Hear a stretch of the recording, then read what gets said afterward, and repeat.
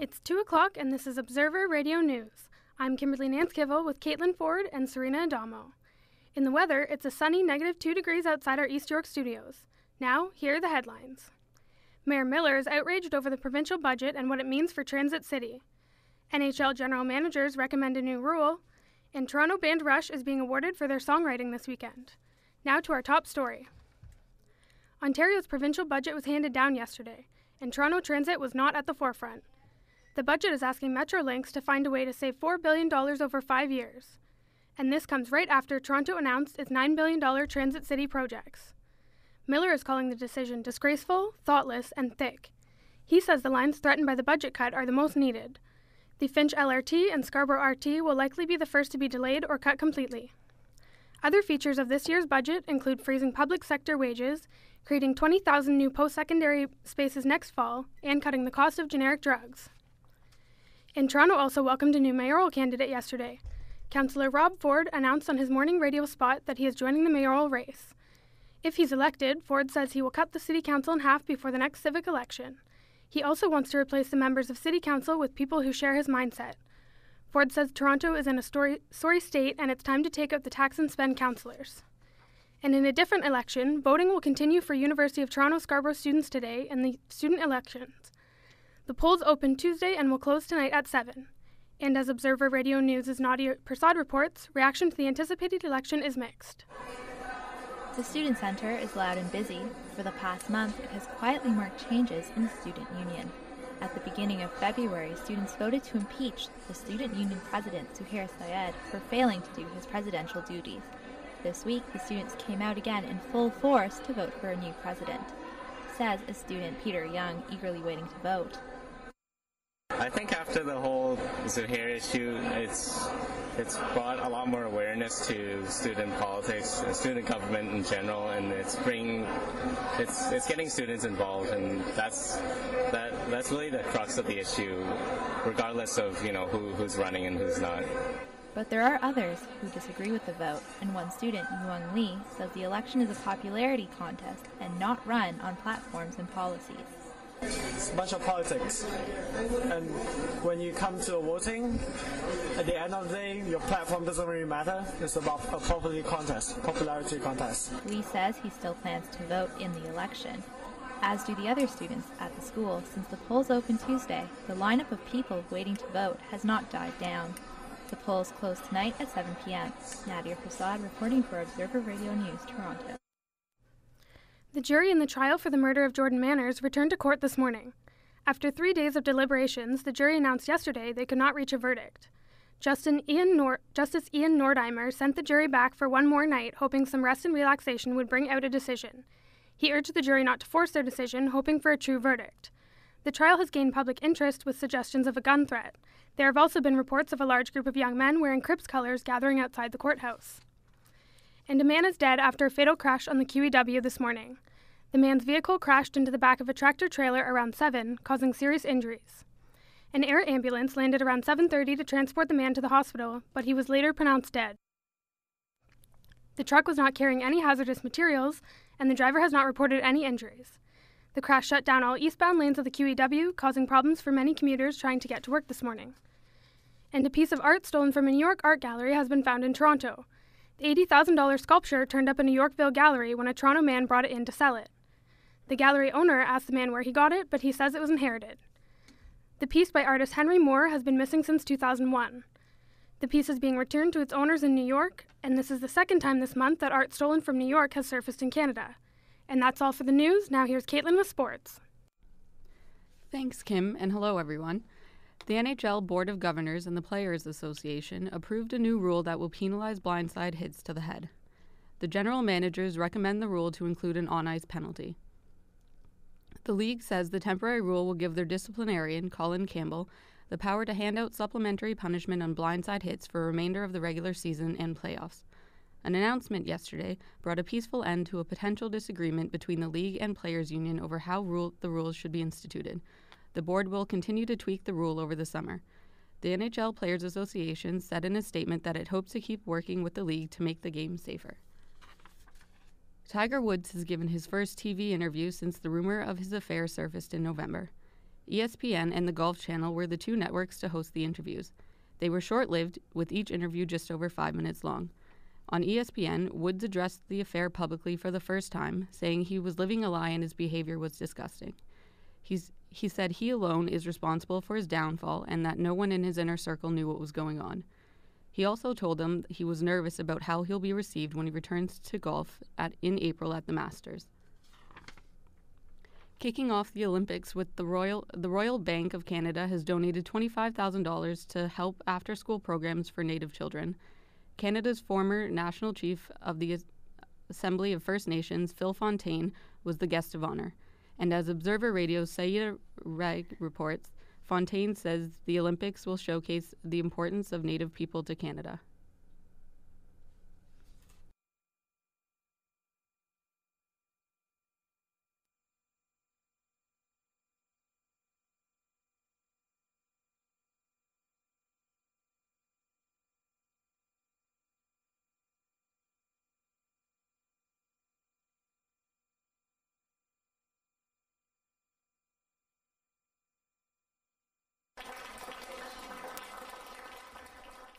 Representatives from RBC presented the money at an event at Eastview Junior Public School.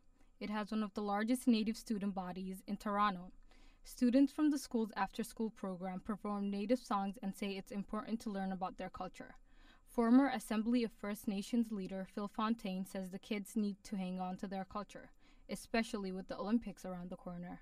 Much more than a sporting event, though it's a world sporting event, but it's much more than that. It's really a celebration of Indigenous cultures. And I see this as an opportunity to speak to the world about who we are here in our homeland, and that we represent a very positive and important presence in Canada, that we're integral to Canada's future, and we're very much part of its past. Fontaine is currently working as an advisor to RBC on Aboriginal issues. I joined RBC because they offered me an opportunity to continue the work that I was involved in when I was in politics. I'm retired from active politics, so I've just taken what I did in the political realm into the private sector. And I'm still very focused on eradication of First Nations poverty, ensuring that our people assume greater and greater control over their lives and are able to take full advantage of all of the incredible opportunities that Canada offers. He's going to be at the Olympics for RBC, an event he says he hopes will showcase all of Canada's cultures and unite Canadians of all backgrounds. Saida Rege, Observer Radio News, Toronto. Australian cyclist and mountain bike journalist James Williamson died unexpectedly in his hotel room on Tuesday. He was in the Cape Epic mountain bike race in South Africa. It's an 8-day, 800-kilometer race. CPR was formed on Williamson for an hour and a half after his riding partner Sean Lewis couldn't wake him. Race organizers are arranging trauma counseling for Lewis. According to a statement, it's reported that Williamson had an uneventful ride on Monday's second stage of the race. He had received no medical treatment in the race before Tuesday. The race spokeswoman, Sonja Goldner-Hamel, told the Associated Press Wednesday that a post-mortem was scheduled for Thursday. And after the break, we'll hear from Sarina with all the buzz from Hollywood. I'm kind of a hopeless romantic. My husband, he's just kind of hopeless. But I discovered a surefire way to get him to bring me flowers. All I do is call him up at his office at about 10 o'clock in the morning and say, "Hi, honey."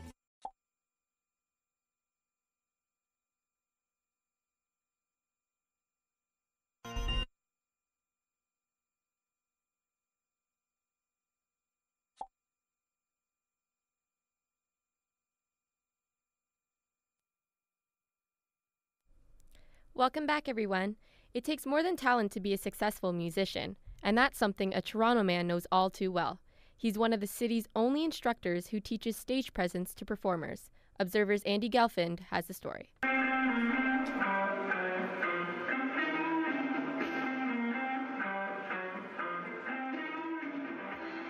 Dave Glebe demonstrates how his students should act if they want to give a show. At his downtown Toronto music school, he offers performance courses for people who already know how to play a little music, but want to do it with a full band behind them. Glebe says he opened the school at Studio 211 to help other people who loved music like him, but get paralyzed by stage fright. It's a really worthwhile thing for me to do, and provide that opportunity for people. Like I said, it's grueling, but it's really a lot of fun. You know, I mean, you can learn to be a decent guitar player, but performing the music is different. It's a whole different, dynamic to it. Glebe's classes are usually comprised of 8 to 10 pupils. They all play different instruments. They meet once a week for practice, though he recommends they also take individual lessons at the same time. The real benefit for the School of Rock students is, when they're done with the course, they get to test their chops in front of a live audience at a downtown venue. Glebe says it's the best way to boost students' confidence. But at the end of the day, it's just a really enjoyable experience for them to have that opportunity, and that's one of the things I've thought about over the years is I've taught a lot of people over the years, and it's these people really don't have an outlet. They need some sort of a vehicle to get them onto a stage. They need an opportunity, right? And so Glebe realizes that each student has their own reason for coming to his course, and he's happy as long as they get something out of it, even if the only stage they ever play again is their own living room. This is Andrew Gelfand for Observer Radio News, Toronto. Toronto trio Rush is stepping back into their limelight this weekend. Alex Lifeson, Geddy Lee, and Neil Peart are being inducted into the Canadian Songwriters Hall of Fame this Sunday. The award honors their lyric writing for 25 years of rock glory. Joaquin Phoenix has emerged from his self-exile, and thankfully, it's not to rap again. Phoenix is the freshest face to support PETA's movement in exposing the cruelty to exotic animals. The graphic video shows a clean-shaven Phoenix in between clips of snakes and lizards being beheaded and skinned to be used for fashion. And Sandra Bullock's reps are denying divorce, so the media frenzy will continue to run its course. Jesse James and his wife have reportedly separated after Bullock's publicist informed her of James's 11-month affair with tattoo model Michelle McGee. Hollywood colleagues have spoke out, lending support and twittering backlash against James. After fellow Oscar winner Monique gave her support, many got to thinking, what if Bullock and James had an open relationship like hers? In fact, why doesn't everyone in Hollywood choose to take the honest and open route? And as the surge of infidelity continues to hit Hollywood, the suggestion may not seem completely far-fetched. And that's a wrap for entertainment. Now back to Kim. Thanks, Sarina. And that's the news for now. You can find more news online at torontoobserver.ca. We'll have more news coming up shortly, but until then, I'm Kimberlee Nancekivell. On behalf of all of us here at Observer Radio News, thanks for listening and have a great day.